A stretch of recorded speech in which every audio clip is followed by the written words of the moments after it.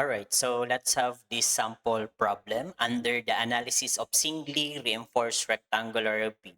Okay, so on this portion, so ang pinapahanap naman sa atin dito is the maximum permissible length of the given simple supported beam to adequately support the given load. Use F prime C is equal to 35 megapascal, Fy is equal to 415 megapascal, diameter of the main reinforcement is 20 millimeters, diameter of stirrups is 10 millimeters, and the concrete cover which is 4 millimeters. So, given tayo dito ng simply supported beam and we have a uniform distributed load which is 90 kilonewton per meter. However, kailangan natin hanapin yung length na ito. But given tayo ng section ng ating beam which is 300 millimeter by 500 millimeter. And we have here a mean reinforcement of 3 pieces of 20 millimeters. Of course, this is from the midspan. Okay, so in this analysis sample problem, ang isa rin sa mga technique na pwede natin mahanap ating length, of course, yung ating moment capacity coming from this section. Okay? So once you determine the moment capacity of this section is we can apply dito sa formula ng maximum bending moment ng simply supported beam with a uniform load. So that makukuha natin dito yung value ng length. Okay? So first, let's have some preliminary steps, which is yung pagkuha natin ng value ng ating effective depth. Luckily for us, yung ating arrangement of our reinforcement ay single layers only. Okay? So what we can do here is we can add the concrete cover, diameter of stirrups, and the half of the diameter of our main reinforcement in a single layer. Then we need to subtract it with our height of the beam. So which is 500 minus 40 plus 10 plus 20 over 2. Ang makukuha nating effective depth is 440 millimeter.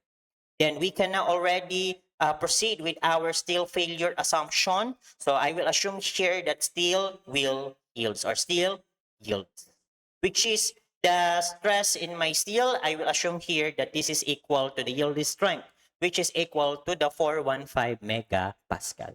Then I can find the value of my beta 1, which is the stress block factor. So obviously, under this condition, the dependence of the F prime C will determine the value of our beta 1. So our F prime C here is the 35 megapascal, so that it will emphasize on the second criteria. So we need to substitute on this equation. So 0.85 minus 0.05 multiplied by 35 minus 28 over 7. So our beta 1 here is now equal to 0.8. So that our neutral axis depth on the base yield assumption, or the value of the depth of the stress block C, of course, by utilizing the equilibrium compatibility. Then substitute this one in our equation. So makukuha natin dito from this manner or from this equation is now equal to 54.78 millimeters. Of course, we need to check the assumption here if katama nga ba yung naging assumption natin na steel yields. So let's get the actual value of our stress in steel, so that ang makukuha nating stress dito is nasa 4,219.058 megapascal. And in comparison with our yielding strength, steel yield. So ibig sabihin, tama yung correction natin. Tama yung ating assumption natin dito. Okay? So, yung next step na gagawin natin dito is we need to determine the strength reduction factor. However, class, if we will rely, o kaya pwede naman kayo still mag-rely pa rin sa ating string, this time around, class, pwede natin siyang i-bypass. Okay? We can bypass it. Of course, ang pinaka-basis lang natin dito is yung nakuha nating rebar strength, which is this one. Okay? So, alam naman natin na ang strain is equal to the stress then divided by the modulus of elasticity. Ang pwede natin kasi maging approach dito, class, is yung strain ng tension controlled section at yung compression controlled section, pwede natin kasing kunin yung equivalent stress niya. So, paano ba natin yun gagawin? Okay, so using this derived equation, which is this one, alam naman natin na ang strain ng tension controlled section is 0.005 to be exact. So once we multiplied with our modulus of elasticity, which is the 200,000 megapascal, makukuha natin dito yung equivalent stress niya, no? So under tension controlled section, ang equivalent stress na makukuha natin dito ay 1,000 megapascal. So, ganun din yung gagawin naman natin para naman kay compression control. Okay, so for the compression controlled, so ang gagamitin nating value ng strain dito to multiply with our modulus of elasticity is 0.002. So once we get this value, ang makukuha nating equivalent na stress sa compression control is now equal to 400 megapascal. So kapag tayo ay kukuha ng stress reduction factor, alam naman natin na ito yung pinagbabasihan natin when it terms sa strain. However, kapag ang basis na natin dito ay rebar strength, ang mangyayari ngayon dyan class, may mamamodify ng very slight doon sa ating criteria for the strength reduction factor. So ano lang ibig sabihin nun? Kapag yung actual rebar strength natin is greater than 1,000, ibig sabihin lang yan, yung strength reduction factor mo is 0.9. Kapag yung ating rebar strength is between 400 and 1,000 megapascal, you will use this equation, which is under na siya ng transition control. But if the rebar strength is less than or equal to 400 megapascal, ibig sabihin lang yan, you will use the value of the strength reduction factor, which is 0.65. Okay? So, ibig sabihin lang nun, class, is still ganun pa rin yung magiging identification natin. Tension control, transition, and compression. However, ang pwede ninyong gamitin dito as a basis para mas malesen yung computation ninyo is using the rebar strength. Okay? So, lumalabas na yung rebar strength natin is 4,219.058 megapascal, which is nag-yield siya together with our yielding strength, which is the 415 megapascal.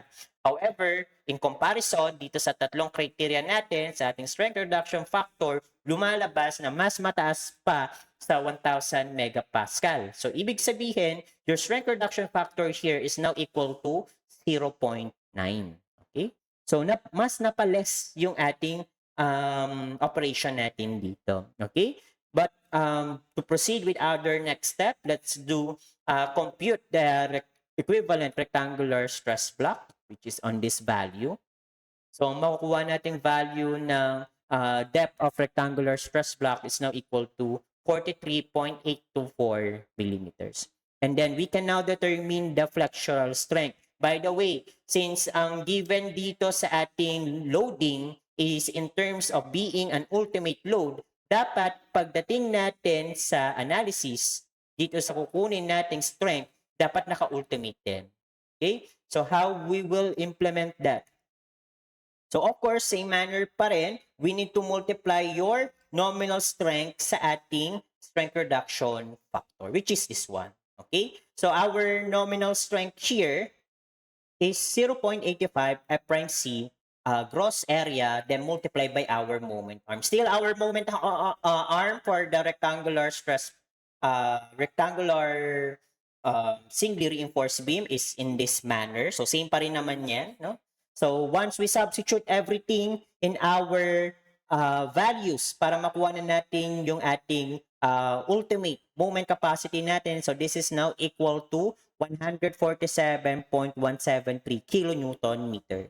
However, hindi pa tayo nagtatapos dyan. Dahil nga, kailangan nga natin ditong makuha yung required beam length. And in order to determine the required beam length, please remember na ang maximum moment ng isang simple supported beam with a uniform load is equal to the uniform load multiplied by length squared over 8. So, pwede natin makuha yung value ng length in terms of this equation. Okay? And then, by the way, yung maximum moment natin is galing sa ating demand capacity, sa ating demand loading natin, you can already substitute yung ating value ng moment. Okay? So, once we substitute everything, ang makukuha na nating length dito is now being 3.617 meters. Okay? So this is another variation of the analysis of singly reinforced rectangular beam. So hindi lang tayo puro moment. Possible din na ang scenario is you can compare for the adequacy or you can determine either the length or the missing uniform loop. Okay? So this is our discussion for the sample problem on this one. Thank you.